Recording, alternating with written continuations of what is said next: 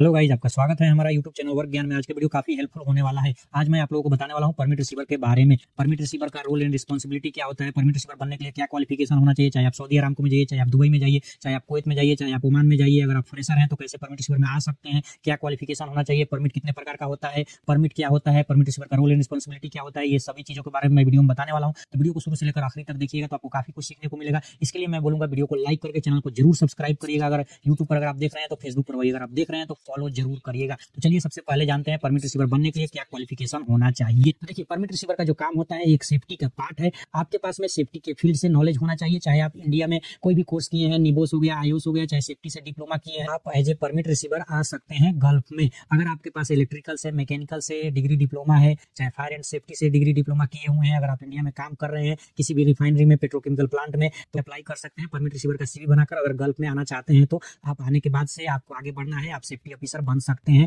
चाहे आप इंजीनियर वगैरह बन सकते हैं, जो भी आपका काम का प्रोफेशन होगा। यहाँ पर आने के बाद से परमिट रिसीवर का यहाँ पर एग्जाम होगा, यहाँ पर एग्जाम आप पास कर जाइएगा तो आप एज ए परमिट रिसीवर काम कर सकते हैं किसी भी रिफाइनरी में। चाहे आपको सऊदी अरामको हो गया, चाहे कतर में, कुवैत में, ओमान में, किसी भी रिफाइनरी में अगर आप जाना चाहते हैं एज ए परमिट रिसीवर। अगर आप परमिट रिसीवर का एक बार एग्जाम पास कर जाइएगा तो उसका वैलिडिटी भी रहता है 4 साल, 3 साल, 5 साल का वैलिड कार्ड रहता है। तो आप दूसरे कंपनी में भी एज ए परमिट रिसीवर आ सकते हैं। इस बात को आपको ध्यान रखना है। यहाँ पर आने के बाद से एक एग्जाम कंपलसरी ही होगा। आपको सेफ्टी के बारे में पढ़ाया जाएगा और फिर आपका एग्जाम होगा। एग्जाम में आपको ज्यादा टेंशन लेने की जरूरत नहीं है। जो भी पढ़ाया जाएगा आपको परमिट के बारे में, उन्हीं सभी के बीच में से आपको सवाल जो क्वेश्चन आएगा और एग्जाम पास कर जाएगा तो आप परमिट रिसीवर बन जाइएगा। तो ये हो गया हमारा क्वालिफिकेशन। अब परमिट क्या होता है इसके बारे में चर्चा करते हैं। तो देखिए, परमिट का मतलब हो गया परमिशन लेना। किसी भी लाइव प्लांट में ना काफी सारे हजार्ड्स होते हैं। इसके लिए प्लांट में प्रोसीजर होता है कि बिना परमिट का काम नहीं करना है। No permit no work procedure होता है। चाहे कोई भी एक छोटा से छोटा जॉब क्यों ना हो, तो बिना परमिट का कोई भी काम नहीं होता है। तो परमिट क्या होता है ये आप समझ गए। परमिशन लेकर ही काम किया जाता है, चाहे इलेक्ट्रिकल का जॉब हो,